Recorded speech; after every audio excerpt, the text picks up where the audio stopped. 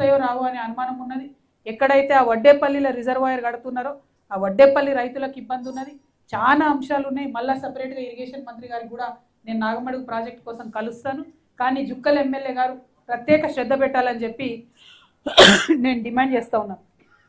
అది పోతే ఇక కాళేశ్వరం ప్రాజెక్టుతో ఏమనుకున్నారంటే కామారెడ్డికి నీళ్ళు వస్తాయి, ఎల్లారెడ్డికి నీళ్ళు వస్తాయి, అటు దుబ్బాకకు కొన్ని నీళ్ళు ఇస్తారు, బాన్స్వాడకు నీళ్ళు వస్తాయి, మెదక్కు నీళ్ళు వస్తాయి అని చెప్పి ప్యాకేజ్ 22 అని మొదలుపెట్టారు.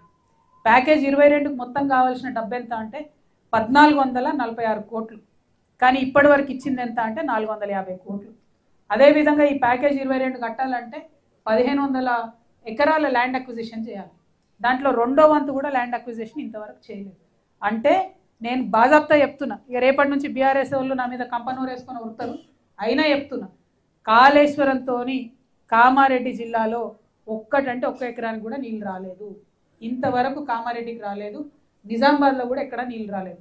ఒకటే ఒక సీజన్కి ఏం చేసిర్రంటే హల్దీవాగు నుండి నీళ్లు తీసుకొచ్చి నిజాం సాగర్కి ఇచ్చిర్రు, ఒకటే ఒక సీజన్.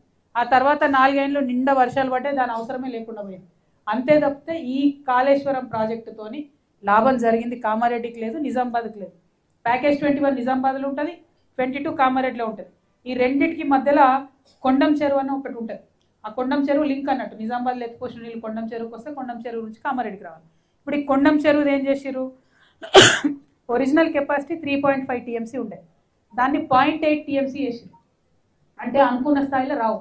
మరి కొండం చెరువు కెపాసిటీ 0.8 టీఎంసీ చేసినప్పుడు ఇక్కడ ప్యాకేజ్ 22 1400 కోట్లు ఎందుకు ఉంటుంది? తగ్గాలి కదా, తగ్గదు అది మాత్రం. ఎందుకంటే కాంట్రాక్టర్లకు పైసలు పోవాలి కాబట్టి తగ్గదు. నేను తెలంగాణ ప్రజలకు తెలియజేసేది ఏంటంటే నిజామాబాద్ కామారెడ్డి రెండింటికి కూడా కాళేశ్వరంతో ఒక్క చుక్క నీళ్ళు రాలేదు. ఈ 2 ప్యాకేజీలలో కూడా ఇప్పటివరకు ఖర్చు చేసింది కాంట్రాక్టర్లకు పోయింది తప్పితే ప్రజలకైతే లాభం జరిగింది లేదు. అదేవిధంగా మరి ఎల్లారెడ్డి చూసినా, కామారెడ్డి చూసినా, జుక్కలు చూసినా, బాన్స్వాడ చూసినా ఎక్కడైనా కూడా నీళ్లు అదనంగా మనకు వచ్చిందైతే ఏం లేదు. ఇవాళ జరగాల్సింది ఏంది, ఏదైతే మన నిజాం ఉన్నప్పుడు కట్టిండో, అప్పుడు ఉన్నటువంటి ఇంజనీరు నవాజ్ అలీ జంగ్ బహదూర్ ఏదైతే నిజాం సాగర్ ప్రాజెక్టు కట్టిండో, ఆయన అప్పుడు కట్టింది 30 టీఎంసీతోని 3 లక్షల ఎకరాలకు నీళ్ళు ఇవ్వాలని దాదాపు కట్టిరు. అది ఇప్పుడు మొత్తం కూడా మట్టి కూరుకపోయి ఉన్నది. తప్పకుండా కాంగ్రెస్ ప్రభుత్వం చేయాల్సినటువంటి పని ఏంటంటే అర్జెంటుగా మట్టి తీయాలి.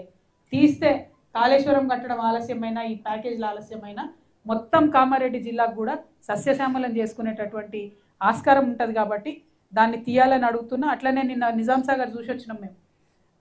చాలా మంచి టూరిస్ట్ కేంద్రంగా ఉండే, ఇప్పుడు అక్కడ పశువులు మొత్తం మేసుడు తప్పితే ఉన్న పాత పార్కులన్నీ నాశనం చేసిర్రు, గెస్ట్ హౌస్లన్నీ నాశనం చేసిర్రు. మరి జుక్కల్ ఎమ్మెల్యే గారు ఆయన నేను అప్పుడిప్పుడు చూసిన మీడియాలో ఆయన జర చదువుకున్నాడు. మరి దాన్ని టూరిస్ట్ స్పాట్ లెక్క తయారు చేయడానికి జుక్కల్ ఎమ్మెల్యే గారు ప్రత్యేక శ్రద్ధ పెట్టినట్టయితే స్థానికులకు ఉద్యోగాలు వస్తాయి. అదేవిధంగా కొంత డెవలప్మెంట్ జరిగేటటువంటి ఆస్కారం ఉంటుందని కూడా నేను భావిస్తూ ఉన్నాను. ఇక మేము ట్రావెల్ చేసేటటువంటి క్రమంలో పత్తి రైతులు కలిసిండ్రు చాలామంది, వాళ్ళకి అనేకమైన ఇబ్బందులు ఉన్నాయి. ఈసారి మొంతా తుఫాన్తో మొత్తం పత్తి తడిచిపోయింది.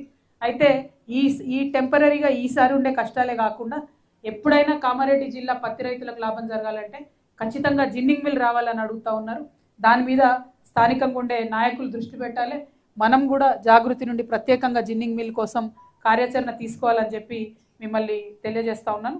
అదేవిధంగా ఇక పోడు భూములు చాలా వందల వేల ఎకరాలు కూడా పోడు భూముల పట్టాలు పెండింగ్ ఉన్నాయి.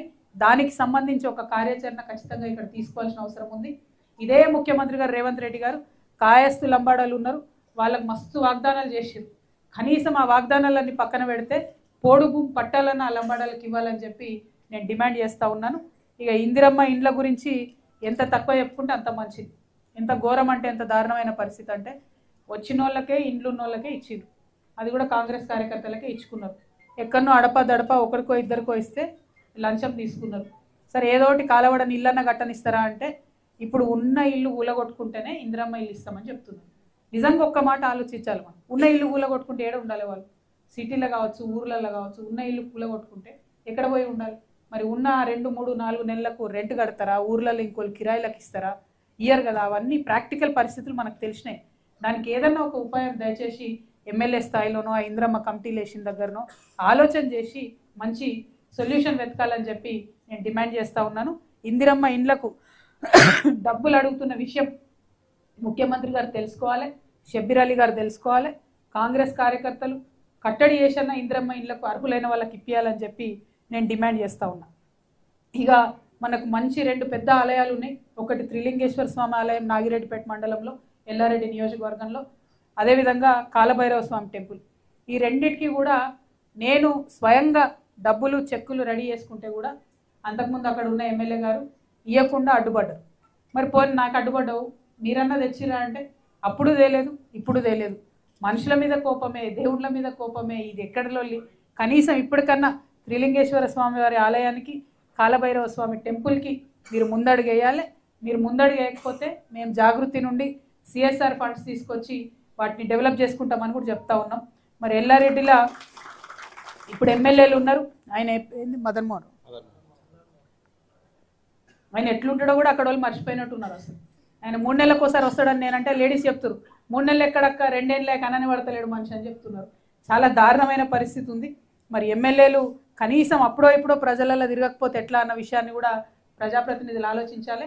అయితే నేను ఈరోజు కామారెడ్డి జిల్లాలో ఉన్నటువంటి యువమిత్రులందరినీ కూడా కోరుతా ఉన్నా.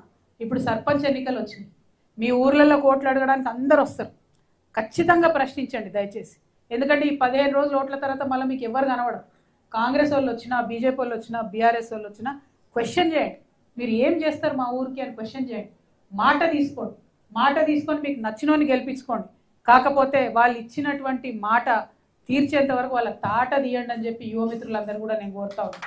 లేకపోతే ఏమవుతుందంటే రాజకీయాలు మారవు, చెప్తారు బయటపడతారు, గెలుస్తారు బయటపడతారు, తర్వాత మిమ్మల్ని కనీసం పట్టించుకోరు, చూసుకోరు. కాబట్టి యువమిత్రులు మేల్కోవాలి. మాడబిడ్డలు చాలా నయం. ఎవ్వరు వచ్చినా ఊర్లకు ఖచ్చితంగా క్వశ్చన్ చేస్తారు మాడబిడ్డలు. ఏమై సార్ ఇల్లు ఇస్తానో ఎందుకు ఇవ్వలే, ఏమై సార్ పెన్షన్ ఇస్తానో ఎందుకు ఇవ్వలే అని అడుగుతారు.